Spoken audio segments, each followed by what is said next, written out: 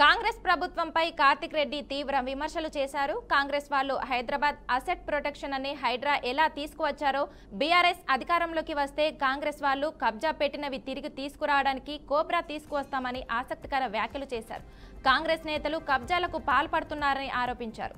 CM నుంచి మొదలుకొని వారి కుటుంబ సభ్యుల వరకు భూములు అగ్రిమెంట్ చేసుకుంటూ కబ్జాలు పాల్పడుతున్నారని మండిపడ్డారు. రంగారెడ్డి జిల్లా ప్రజల యొక్క ఆశీస్సులు చిరస్థాయిగా నేను మా అమ్మ మా నాన్న తరతరాలుగా మేము రుణాలు తీసుకున్నా కూడా మేము తీర్చుకోలేము. ఇంద్రారెడ్డి గారిని 5 సార్లు, సబితా ఇంద్రారెడ్డి గారిని 5 సార్లు, 10 సార్లు 1983 నుంచి ఈ జిల్లా ప్రజల ఆశీస్సులు పొందుకుంటా వస్తున్నాం. కానీ మా ప్రస్థానం కూడా ఎవరికైతే మేము పార్టీ ఎందుకు మారినామో మా మార్పుకి వీళ్ళందరి మార్పుకి తేడా ఏందో ఒక్కసారి మీకు తెలియజేసే ప్రయత్నం చేస్తా. ఇంద్రారెడ్డి గారికి రాజకీయ భిక్ష పెట్టింది స్వర్గీయ ఎన్టీ రామారావు గారు. ఆ రోజు 1994లో ఆగస్టు కుంభకోణం తర్వాత ఇంద్రారెడ్డి గారు ఎన్టీ రామారావుతో మిగిలిన 2 ఎమ్మెల్యేల్లో ఇంద్రారెడ్డి గారు ఒక్కరని విషయం మీకు యాద్ చేస్తున్నా. ఆ తర్వాత ఎన్టీ రామారావు గారు చనిపోయిన తర్వాత స్వర్గీయ రాజశేఖర రెడ్డి గారి ఆహ్వానంతో ఆ రోజు మేము కాంగ్రెస్ పార్టీలోకి రావడం జరిగింది. ఆఖరి శ్వాస రాజశేఖర రెడ్డి గారు ఉన్నంత వరకు కాంగ్రెస్ పార్టీ మా పార్టీ అని, కాంగ్రెస్ పార్టీకి ఏ కష్టం వచ్చినా ఏ నష్టం వచ్చినా జిల్లాలో ఈడ ఇబ్రాహీంపట్నంకి ఆఖరి తాండూరు వరకు ఆ రోజు మా అమ్మ కాలు గజ్జ కట్టుకుని తిరిగిన విషయం నిజమా కాదని అందరూ ఆలోచన చేయండి. అట్లాంటి నమ్మకంగా ఉన్న కాంగ్రెస్ పార్టీ అమ్మ మీద 5 సిబిఐ కేసులు పెట్టింది. రాష్ట్రంలో ఉన్న ఏ కుటుంబాలకి 2-3 టికెట్లు ఇచ్చినా మా కాడికి వచ్చేటప్పటికి 1 టికెట్ ఇచ్చి అవమానం చేసింది. లాస్ట్ కి మేము నమ్ముకున్న వాళ్ళు కాంగ్రెస్ పార్టీ, మేము మోసిన కాంగ్రెస్ పార్టీ మమ్మల్నే కథం పెట్టాలని చూసినప్పుడు కేసీఆర్ గారు, కేటీఆర్ గారు ఇగో అవకాశం దొరికింది, కాంగ్రెస్ పార్టీకి బుద్ధి చెప్పే అవకాశం దొరికింది. మేము కాంగ్రెస్ పార్టీకి వెన్నుపోటు పొడవలేదు, కాంగ్రెస్ పార్టీకి మమ్ము వెన్నుపోటు పొడిచినప్పుడు అప్పుడు బయటకు వచ్చినాం మేము కాంగ్రెస్ పార్టీకి. మాకు వీళ్ళకు పోల్చకండ్రి. అదే రక్తం పంచుకున్న కార్తిక్ రెడ్డి గారు చెప్తున్నా, సబితా ఇంద్రారెడ్డి గారు రక్తం పంచుకున్న కార్తిక్ రెడ్డి గారు చెప్తున్నా, ఏ విధంగా అయితే ఎన్టీ రామారావు గారితో, ఏ విధంగా అయితే రాజశేఖర రెడ్డి గారితో ఆఖరి వరకు ఉన్నామో కేసీఆర్ గారితో కూడా. ఖమ్మం జిల్లా సిరిపురం గ్రామంలో ప్రభుత్వ జూనియర్ కళాశాల, ఐటీఐ కళాశాల భవన సముదాయాలకు శంకుస్థాపన కార్యక్రమం నిర్వహించారు. ఆ కార్యక్రమానికి ముఖ్య అతిథిగా డిప్యూటీ సీఎం బట్టి విక్రమార్క హాజరయ్యారు. సిరిపురం గ్రామ శివార్లో బట్టి విక్రమార్కకి మహిళలు మంగళహారలతో స్వాగతం పలికి దారి వెంట పూల వర్షం కురిపిస్తూ అభిమానాన్ని చాటుకున్నారు. అనంతరం జూనియర్ కళాశాల నూతన భవన నిర్మాణ సముదాయానికి, ఐటీఐ కళాశాల భవన సముదాయానికి బట్టి విక్రమార్క శంకుస్థాపన చేశారు.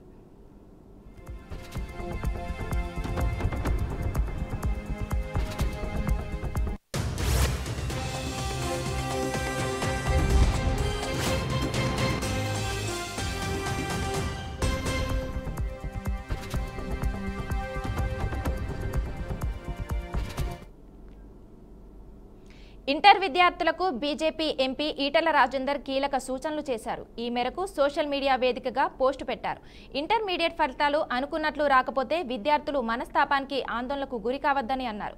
ఒక పరీక్ష ఫలితమే అంతిమం కాదని, ఒక్కసారి ఫలితం అనుకూలంగా రాకపోతే జీవితమే ముగిసిపోయిందనే భావన ఉండరాదని చెప్పారు.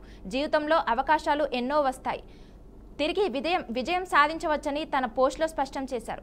12th ఫెయిల్ అని ఓటీటీలో సినిమా చూడాలని, అపజయం కూడా విజయానికి మెట్టు లాంటిదేనని, ఎక్కుతూ పోవాలి తప్ప కుంగిపోవద్దని ఈటెల రాజేందర్ సూచనలు చేశారు.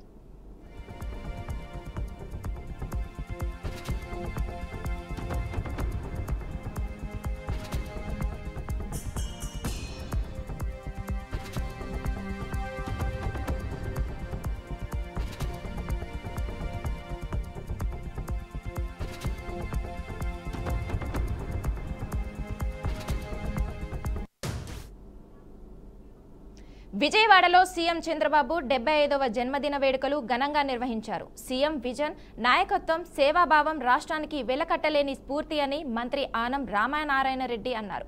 చంద్రబాబు ఇంకా ఎన్నో విజయాలు సాధిస్తూ రాష్ట్రాన్ని అభివృద్ధి పథంలో నడిపించాలని మనస్ఫూర్తిగా కోరుకున్నట్లు ఆయన తెలిపారు.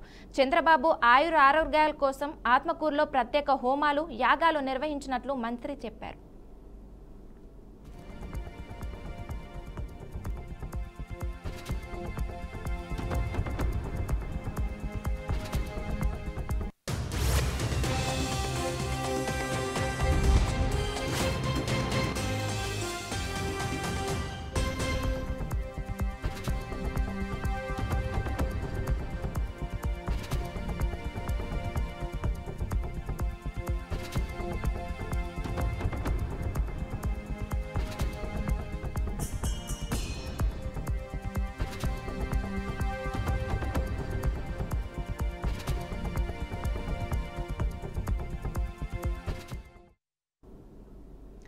కాకినాడ జిల్లా జగ్గంపేటలో సీఎం చంద్రబాబు పుట్టినరోజు వేడుకలను ఎమ్మెల్యే జ్యోతిల నెహ్రూ ఆధ్వర్యంలో నిర్వహించారు. అర్ధరాత్రి 12 గంటలకు వేలాది మంది అభిమానులతో కేక్ కట్ చేసి సంబరాలు జరుపుకున్నారు. టీడీపీ కార్యాలయంలో మెగా రక్తదాన శిబిరాన్ని ఎమ్మెల్యే దంపతులు ప్రారంభించారు. యువతకు స్ఫూర్తి ప్రదాత చంద్రబాబు అని, ఆయన ఎంతో మందికి ఆదర్శమని ఎమ్మెల్యే అన్నారు. ఈ రక్తదాన శిబిరంలో 406 మంది రక్తదానం చేసి చంద్రబాబుపై అభిమానాన్ని చాటుకున్నారని ఎమ్మెల్యే నెహ్రూ అన్నారు.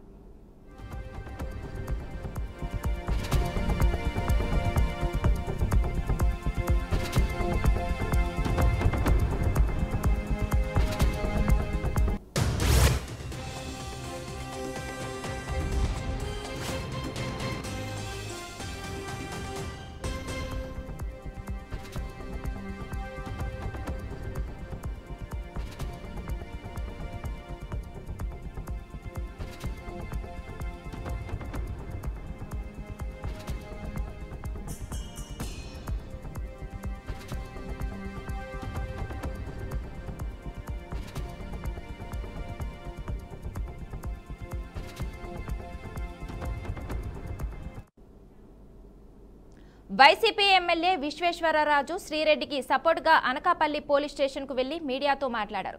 వైసీపీ నాయకులు ఏం మాట్లాడినా కూటమి ప్రభుత్వం బురద జల్లే ప్రయత్నం చేస్తుందని మండిపడ్డారు. బురద జల్లే పనులు మానుకొని ఇచ్చిన హామీలు సూపర్ 6 పథకాలు అమలు చేసే విధంగా నడుచుకోవాలని సూచించారు. ప్రజలు చూస్తున్నారు, వాళ్ళు చెప్తున్నట్టు మాటలను మీరు వినండి దయచేసి, అంతే తప్ప మేము ఏమి మాట్లాడినా సరే మీరు బురద జల్లే ప్రయత్నం చేస్తున్నారు. దయచేసి ఇలాంటి ప్రయత్నాలు ఆపండి. మీరు ఇచ్చినటువంటి హామీలు నెరవేర్చండి. మీరు ఏదైతే హామీలు సూపర్ 6 ఇచ్చారు ఆ హామీలన్నీ కూడా నెరవేర్చండి. ప్రజలందరూ కూడా మిమ్మల్ని గౌరవిస్తారు, అభిమానిస్తారు. ఆ రకంగా మీరు ముందుకు సాగండి తప్ప మీకు ఒకటే కోరుతున్నాం, మిమ్మల్ని అందరినీ కూడా తిప్పి కొట్టే, మిమ్మల్ని అందరినీ కూడా ఏ రకంగా అయితే ఈ భవిష్యత్తులో ఏ రకంగా కొట్టబోతున్నారో ప్రజలందరూ కూడా ఈపాటికే మీకు ఈ 10 నెలల కాలంలోనే పూర్తిగా మీకు అర్థమై ఉంటుంది. దయచేసి మీరు ఇచ్చినటువంటి హామీలు నెరవేర్చండి, అంతే తప్ప మీరు ప్రతిపక్షం.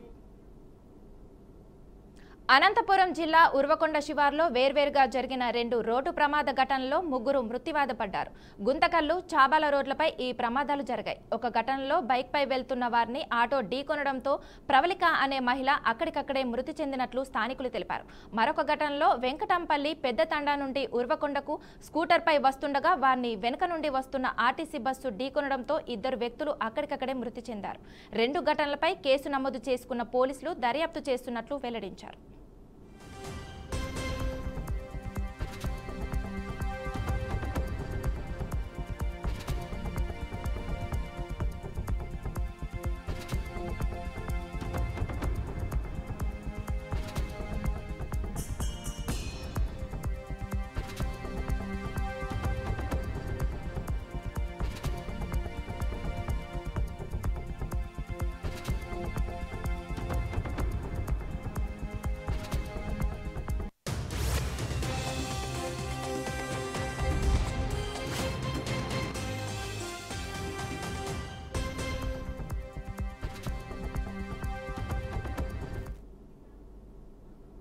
మియాపూర్లో వక్ఫ్ బోర్డు యాక్ట్ 2025కి వ్యతిరేకంగా ముస్లింలు ఆందోళన చేపట్టారు.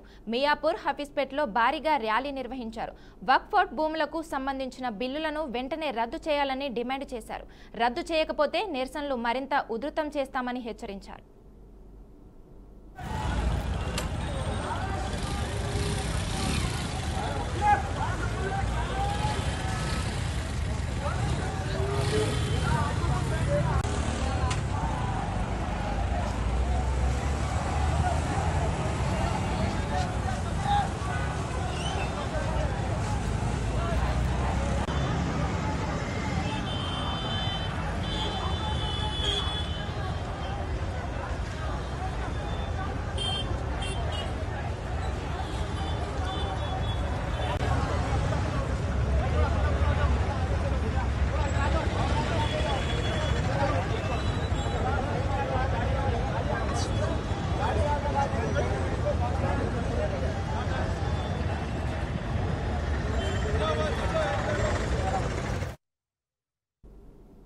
హైదరాబాద్ కేబీహెచ్పీ ట్రాఫిక్ పోలీస్ స్టేషన్ పరిధిలోని జేఎన్టీయూ వద్ద ట్రాఫిక్ సిఐ జానయ్య ఆధ్వర్యంలో వాహనాల తనిఖీలు నిర్వహించారు. అందులో భాగంగా ఓ ద్విచక్ర వాహనంపై 60 చలాన్లు ఉన్నట్టుగా గుర్తించారు.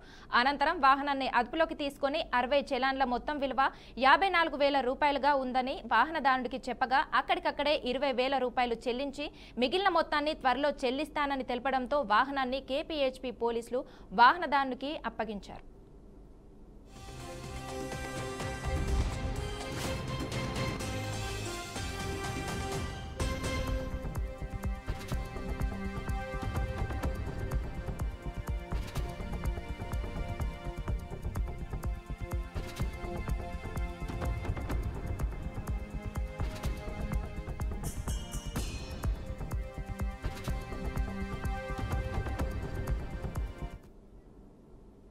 నిజామాబాద్ జిల్లా బీంగల్ మున్సిపల్ కార్యాలయం ముందున్న తమ భూమిని కబ్జా చేసిన నిందితుడిని శిక్షించాలని బాధితులు ధర్నా చేశారు.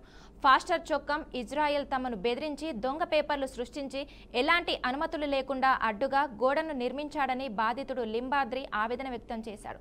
ఈ విషయంపై మున్సిపల్ కమిషనర్కు విన్నవించగా స్థలాన్ని పరిశీలించి అక్రమంగా నిర్మించిన గోడను తొలగించాలని ఫాస్టర్ ఇజ్రాయెల్కు చెప్పారని, దీంతో ఫాస్టర్ ఇజ్రాయెల్ తమ కుటుంబ సభ్యులపై నకిలీ ధృవపత్రాలు సృష్టించి ఆర్మూర్ కోర్టులో కేసు వేశాడని వాపోయారు. అయితే ఫిబ్రవరి 18న కోర్టు తమకు అనుకూలంగా తీర్పునిస్తూ కేసు కొట్టివేసిందన్నారు. కోర్టు పేపర్లను పట్టుకొని మున్సిపల్ కమిషనర్కు కలవగా ఇప్పటి వరకు ఎలాంటి స్పందన రావడం లేదని వాపోయారు. ఇకనైనా అధికారులు చొరవ తీసుకొని తమకు న్యాయం చేయాలని లింబాద్రి కోరారు. మా అమ్మ పేరు పర్స గంగుబాయి, పర్స నట్పి గంగారాం మా నాన్నగారు. వాళ్ళు సంపాదించిన ప్రాపర్టీ మాకు భీమ్గల్ ప్రాంతంలో ఉన్న ఫ్లాట్ని పాస్టర్ ఇజ్రాయెల్ కబ్జా చేయడం జరిగింది. దొంగ పేపర్స్ సృష్టించుకొని మళ్ళీ మా అన్నయ్య దగ్గరికి ఆ ఫ్లాట్ నాకు కావాలని మాణిక్యాల శ్రీనివాస్ని పంపించడం జరిగింది. ఆ సమయంలో మా అన్నయ్య మా తల్లిదండ్రుల ప్రాపర్టీ నేను ఇవ్వను, మాకే అవసరము, నా కుమారుడు చనిపోతే కూడా మేము అందులోనే సమాధి చేసుకున్నాము అని చెప్పడం జరిగింది. ఆ విధంగా కొన్ని సంవత్సరాల నుంచి మమ్మల్ని టార్చర్ పెట్టడము, మేము అదే చర్చికి వెళ్ళే వాళ్ళము. మా అక్కయ్యని కూడా ఆ ఫ్లాట్ని నాకు మీ అన్నయ్యతో నా పేరు మీద చేయించి నువ్వు కిడ్నీ పేషెంటు, చనిపోయినా నీకు బ్లెస్సింగ్స్ వస్తాయని చెప్పి ఆమెకు కూడా చెప్పడం జరిగింది. అయినప్పటికీ మా తల్లిదండ్రుల ప్రాపర్టీని మేము వదులుకోలేని పరిస్థితులలో మేము ఇవ్వమని చెప్పడం జరిగింది. ఆ తర్వాత అతను మేము ప్రేమతో హెచ్చరించడం జరిగింది. కానీ మనసు మార్చుకోకపోవడం కాగా మళ్ళీ మా మీదనే కేసు పెట్టడం జరిగింది. ఆ కేసు కూడా తనే పెట్టాడు. మేము ఏ పోలీస్ స్టేషన్కి వెళ్ళలేదు, ఆయన గురించి మేము ఎక్కడ చెప్పలేదు. తనే కేసు పెట్టిన తర్వాత మేము అనేక సంవత్సరాల నుంచి తిరుగుతూ ఉండగా ఆ కేసు కూడా ఫిబ్రవరి 18వ తారీఖున కొట్టివేయడం జరిగింది. కొట్టివేసిన తర్వాత మేము అధికారుల చుట్టూ ఆ కేసుకు ముందు తిరిగితే కూడా మీ ఫ్లాట్ గురించి మరి కోర్టులో ఉంది కేసు, కాబట్టి మేము యాక్షన్ తీసుకోరాదని చెప్పారు. పోలీస్ డిపార్ట్మెంట్ కానీ, మున్సిపల్ కమిషనర్ గారు కానీ, కలెక్టర్ వాళ్ళందరి దగ్గరికి తిరిగి శ్రీ సత్యసాయి జిల్లా గువ్వలగుట్టపల్లి గ్రామంలో విషాదకర ఘటన చోటు చేసుకుంది. ఈతకు వెళ్లిన విషయం తండ్రికి తెలిస్తే కొడతాడన్న భయంతో 8వ తరగతి విద్యార్థిని ఆత్మహత్యకు పాల్పడింది. పెడపల్లికి చెందిన మల్లెల వెంకటేష్ కుమార్తె అయిన వరలక్ష్మి కొత్త చెరువు బీసీ బాలికల వసతి గృహంలో ఉంటూ పాఠశాలకు వెళ్లేది. బడికి వెళ్లిన అనంతరం ఇంటికి వచ్చిన వరలక్ష్మిని చెరువులో ఈతకు వెళ్లొద్దని తండ్రి గట్టిగా మందలించాడు. అయినా తండ్రి మాట పట్టించుకోకుండా స్నేహితులతో కలిసి బాలిక ఈతకు వెళ్ళింది. ఈ విషయం తండ్రికి తెలిసిందని తనను కొడతాడేమోనని ఆందోళన చెందిన విద్యార్థిని బాత్రూంలో ఉరివేసుకుని ఆత్మహత్య చేసుకుంది. ఈ ఘటనపై పోలీసులు కేసు నమోదు చేసి దర్యాప్తు చేపట్టారు.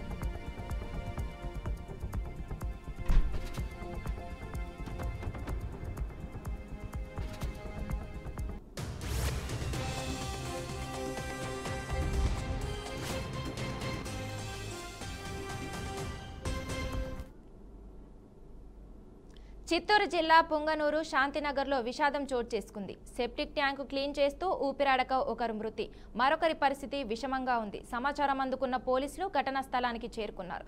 మృతదేహాన్ని వెలికితీసి పోస్టుమార్టం నిమిత్తం ఆసుపత్రికి తరలించారు. అనంతరం కేసు నమోదు చేసుకుని దర్యాప్తు చేపట్టారు.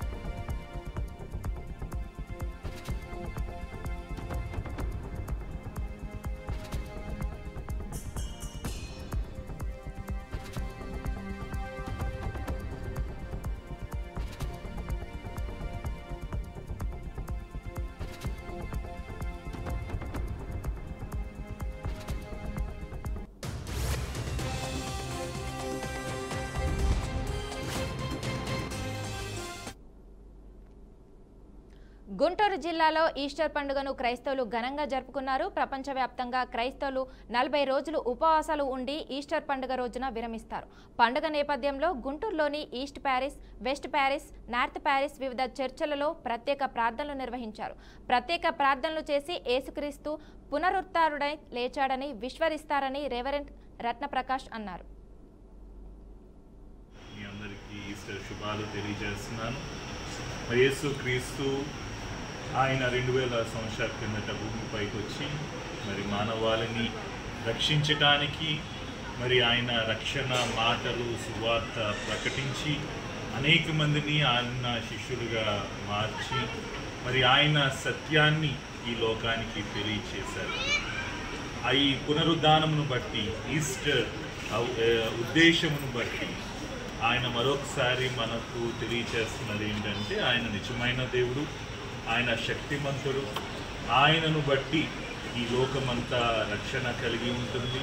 ఆయన ఇస్తున్న జీవం, ఆయన ఇస్తున్న ప్రేమ, ఆయన ఇస్తున్న సత్యం మనం అందరము ఎరిగి ఆయనలోని.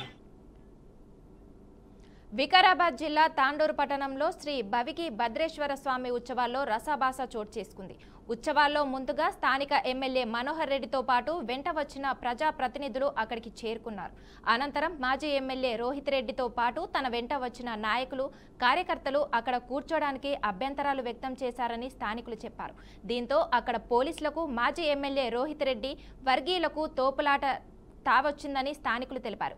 కూర్చునే ప్లేస్ కోసం మాజీ ఎమ్మెల్యే వర్గీయులు, అధికార పార్టీ ఎమ్మెల్యే మనోహర్ రెడ్డి వర్గీయుల మధ్య ఘర్షణ వాతావరణం నెలకొందని స్థానికులు అనుమానం వ్యక్తం చేశారు. వెంటనే అక్కడ ఉన్న పోలీసులు జోక్యంతో కాసేపటికి సర్దిమగ్గిందన్నారు.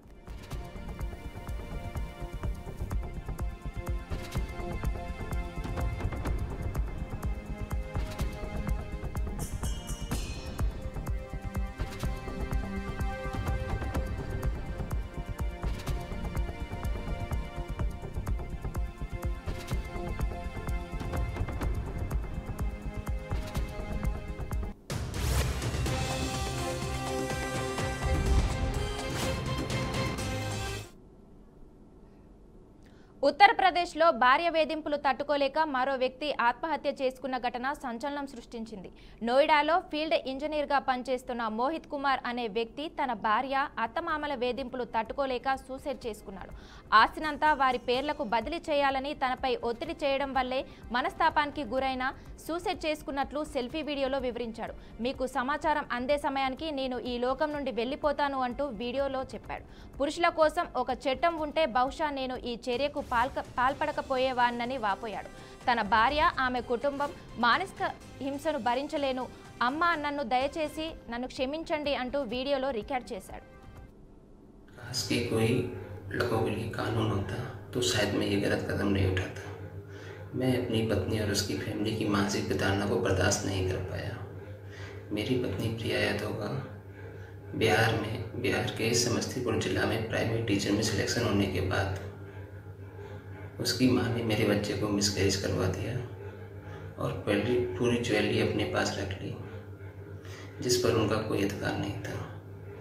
मेरी पत्नी ने मुझे धमकी दी कि अगर मैंने अपना मकान और प्रॉपर्टी उसके नाम नहीं की तो वो दहेज के झूठे केस में मेरी पूरी फैमिली को फंसा देगी, जबकि हम दोनों की शादी हम बिना किसी डिमांड के हम दोनों की मर्ज़ी से हुई थी, क्योंकि हम 7 साल के रिलेशनशिप में थे। पत्नी के पिता ने, मनोज कुमार ने, झूठी पुलिस कंप्लेन की और पत्नी का भाई मुझे फ़ोन करके जान से मारने की धमकी दी। मेरी पत्नी ने मेरे साथ रहकर हर दिन यही कलेश, यही मानसिक प्रताड़ना देना शुरू कर दिया और उसकी फैमिली इस साजिश में उसके साथ थी। अगर मेरे मरने के बाद भी मुझे इंसाफ ना मिले तो मेरी अस्थियों को नाली में बहा दिया जाए। मम्मी पापा मुझे माफ़ कर देना, मैं आपकी उम्मीदों को पूरा नहीं कर पाया।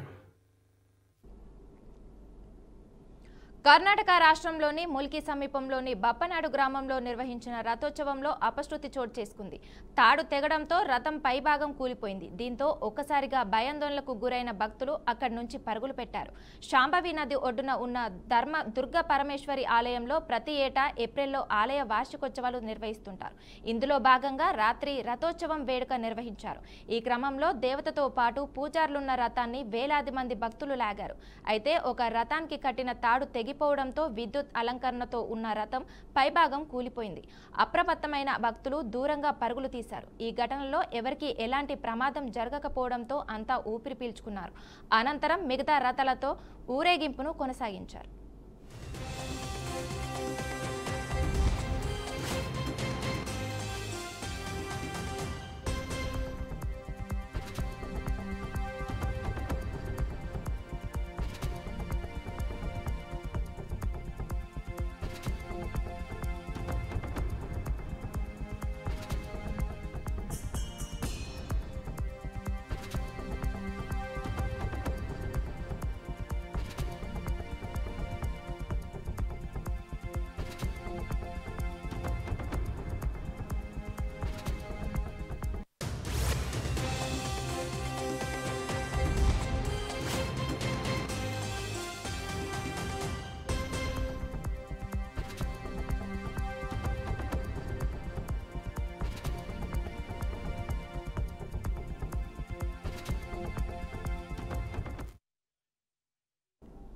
దేశవ్యాప్తంగా గత వారం రోజులుగా వింత వాతావరణం నెలకొంది. పలు ప్రాంతాల్లో అకాల వర్షాలు కురుస్తుండగా మరికొన్ని ప్రాంతాల్లో ఎండ తీవ్రత అధికంగా నమోదవుతుంది. దీంతో అధిక ఉష్ణోగ్రతలు తట్టుకోలేక అక్కడి ప్రజలు ఉక్కిరిబిక్కిరి అవుతున్నారు. ముఖ్యంగా సౌత్ ఇండియాలో అనేక ప్రాంతాల్లో ప్రతిరోజు వర్షాలు కురుస్తున్న విషయం తెలిసిందే. అయితే తాజాగా జమ్మూ కాశ్మీర్లోని రాంబన్ జిల్లాలో ఒక్కసారిగా ఆకస్మిక వర్షాలు దంచికొట్టాయి. దీంతో ఒక్కసారిగా కురిసిన భారీ వర్షాలకు 3 ప్రాణాలు కోల్పోయినట్లు స్థానిక అధికారులు గుర్తించారు. కాగా ఈ ఆకస్మిక వర్షాలకు క్లౌడ్ బరస్ట్ కారణమని గుర్తించారు. క్లౌడ్ బరస్ట్ అంటే ఓ ప్రకృతి విపత్తు. ఇది గంటల వ్యవధిలోనే ఒక రోజులో కురిసే వర్షపాతాన్ని నమోదు చేయగలదు. ఈ క్లౌడ్ బరస్ట్ కారణంగా రాంబన్ జిల్లాలో అనేక ఇళ్లు ధ్వంసమయ్యాయి. దీంతో అక్కడి ప్రజల జనజీవనం అస్తవ్యస్తమైంది. అలాగే రోడ్లు ధ్వంసమయ్యాయి. రవాణా వ్యవస్థకు తీవ్ర ఆటంకం ఏర్పడింది. దీంతో సహాయక చర్యలకు తీవ్ర ఆటంకం కలుగుతుంది. ఇదిలా ఉంటే ఈ ప్రాంతంలో గతంలో కూడా భారీ వర్షాలు, క్లౌడ్ బరస్ట్లు సంభవించాయి.